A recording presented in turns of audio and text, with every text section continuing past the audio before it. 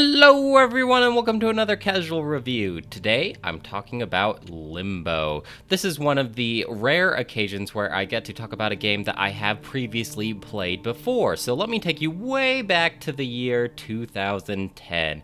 I was a junior in high school, still living in the basement of my mom's house, and I had the job as a gas station attendant. And this is back when I had saved up all my money and I was frequently browsing Reddit, and I was definitely part of the PC Master Race. So I built my own PC with all of the money that I've saved up for a very, very long time. So whenever I wasn't at school, work, hanging out with my then girlfriend, I was in my mom's basement playing PC games. And I didn't have a lot of money to spare. So that is when I got introduced to the delicious treat of indie games. Now, this certainly isn't the first indie game that popularized the whole genre as a whole, but this is one of the first ones that was on my radar. And for those of you who are not familiar, an indie game is made by a generally smaller development team. Nowadays, video games are made by hundreds and hundreds of people, and it takes years and years to make.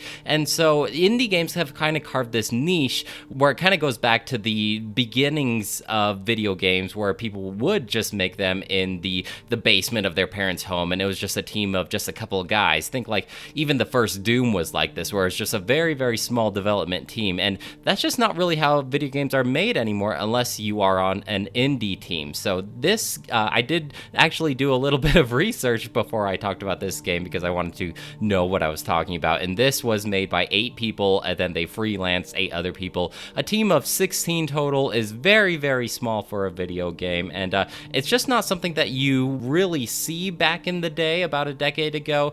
But like I said earlier, there certainly was a couple other games out there, like Castle Crashers comes to mind, and maybe even Cave Story. I gotta say though, ever since my PC gaming days back in my mom's basement, I kind of have a bias in favor of indie games. I love the idea of someone just going out there, gathering up a small crew of workers and developing a game of their dreams. There's something about that kind of passion that I really love. So I tend to just really gush about indie games just when I know more about the history of how this game got developed, where I find myself a little less sympathetic about AAA games. And I know that's not really fair to the game developers either way, but I just love the idea of indie games. So Limbo is a puzzle platformer. I haven't played this in more than a decade, so it's been long enough that I've forgotten most of the solutions to these puzzles.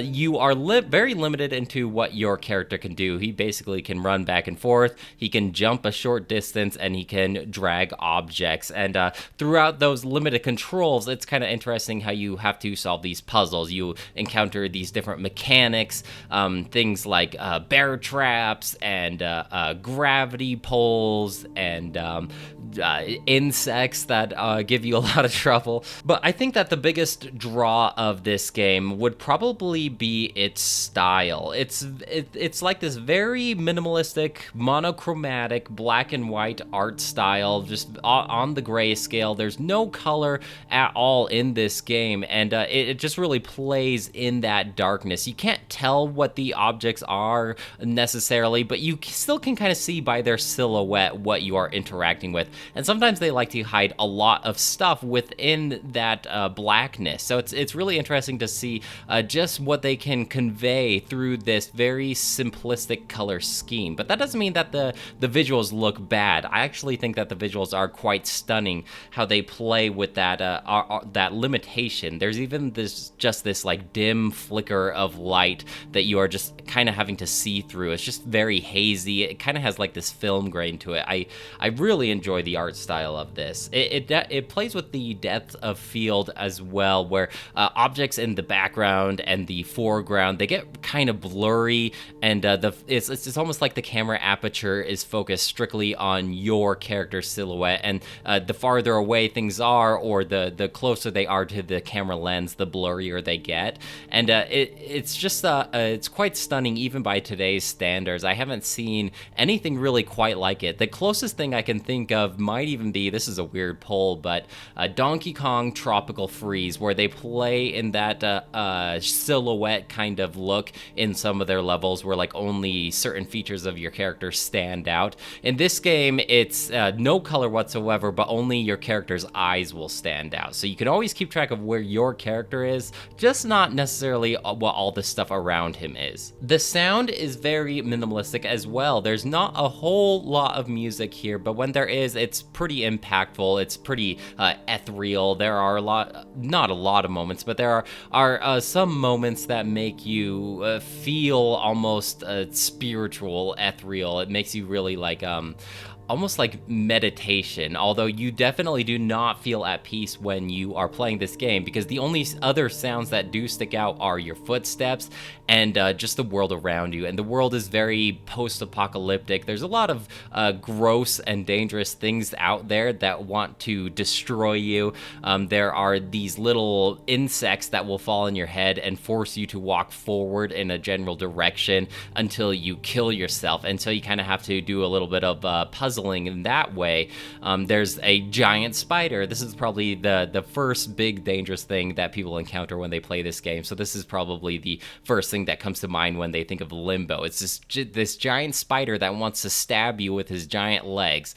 There's even a couple of human survivors that want to kill you. Like it's a very dangerous world, and you certainly are not at peace here. You have to be pretty quick on your feet or you will die a gruesome death, and it's definitely going to happen. I would be very shocked if someone was able to play this for the first time all the way through and not die at least once. I think they expect you to die in some way. It's kind of like, I guess this is also a weird poll. It's kind of like Groundhog Day, where you encounter a dangerous obstacle, let's say like bear traps that swing from the ceiling, and they swing in a certain arc. So one of them is going to get you, and then you repeat at the checkpoint. They are very generous with checkpoints, by the way. Generally, like every single challenge you encounter will have a checkpoint right before it. So they definitely expect you to be dying a lot. You'll hit this bear trap, and then next time you go to it, you'll get near it, and then you'll know just how to get out of the way before that bear trap passes you over.